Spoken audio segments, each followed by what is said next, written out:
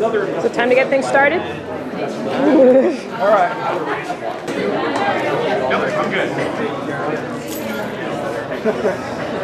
All right, we're just going to let a few more people show up. It's almost, hello, it's almost 4 o'clock, so we'll get started maybe a couple minutes after. That way I can give one big tour to everybody, then we can all start drinking. Because I know that's what you're actually here for. You don't want to listen to me. Oh, well, thank you. I love a man and a kilt. All right, how long do you think I can stay up here before falling down? What do you think? Depends on how much you drank so far. How long have you been here? I have been here since 10, so, you know. That's about my start drinking time, 10, 15. It's a Saturday, right? Everyone, welcome to Manskirt Brewing.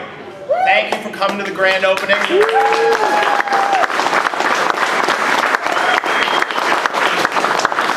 Thank you all for your support. The outpouring of support and kindness and love from all of my fans, friends, family, other businesses has been unreal.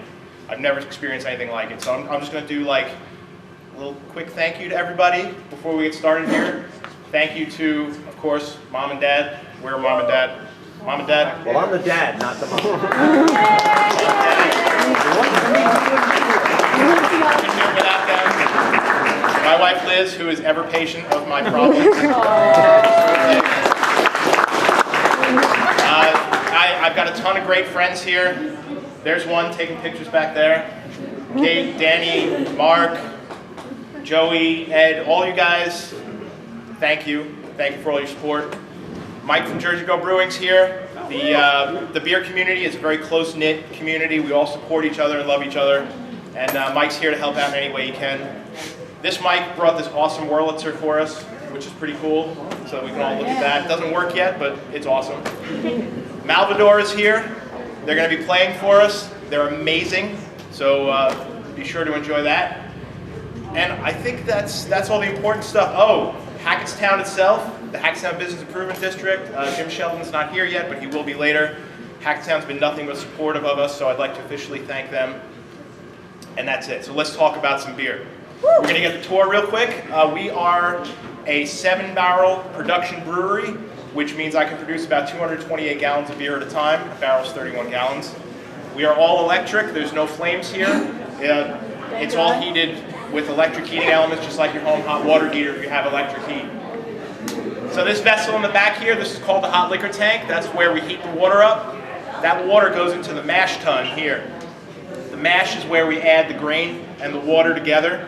That extracts sugars from the starches from the grains. The heat activates enzymes, convert those starches into sugars. Science. We take that liquid, we put it over here in the boil kettle, which, as the name implies, we boil the beer in here. We add hops to it.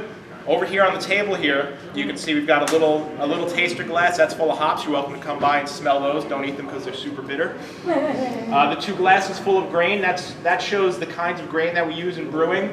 For our light beer, like our Gold Bar Blonde, we're going to use light grains. They haven't been roasted in an oven. For our dark beers, like the Porter, we're going to use darkly roasted grains. They've been kilned. They've been put in an oven, they roast to a certain temperature, and they turn dark brown to black. So depending on how we mix those grains, that affects the flavor and the color of the beer.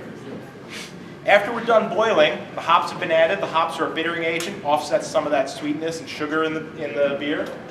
It goes through a heat exchanger to cool it down because we want it to be 68 to 70 degrees before we add the yeast to it.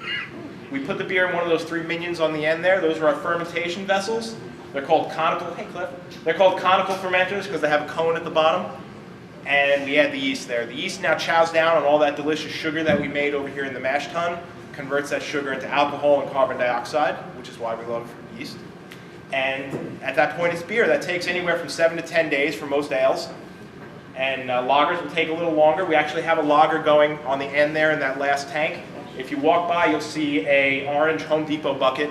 It's got water with some bubbling. That bubbling is carbon dioxide that's being given off by the yeast.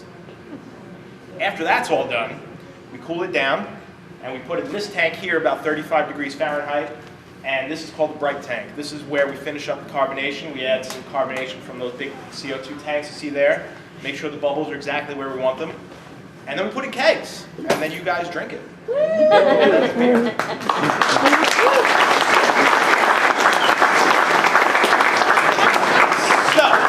I have everyone's attention, I'll tell you about the 3 beers that we have on tap. We have our 3 flagship beers. They are all ales. The lightest one is Gold Bar. That's our, thank you. That's our American Blonde Ale. It's about 4.5% alcohol. It's like an American Pale Ale where it's hop forward, but it's not quite as hoppy as an IPA or say a Sierra Nevada Pale. It'll be a little softer than that.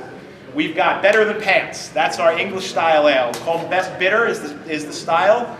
It's not bitter at all. It's a little sweet, a little malty. It's got some nice biscuit and bready flavors. Very nice British style beer. And our last and our darkest and our most complex is our porter. It's called the Great Porter because I think it is. And that's made with these darkly roasted grains, so you're going to get that nice roasty smell. You might get some coffee notes out of it. You're going to get some dark chocolate bitterness right on the finish, and it's got a really nice creamy texture. So, we're going to be at the bar. We're doing 5-ounce samples for $2. Pints are $5 today.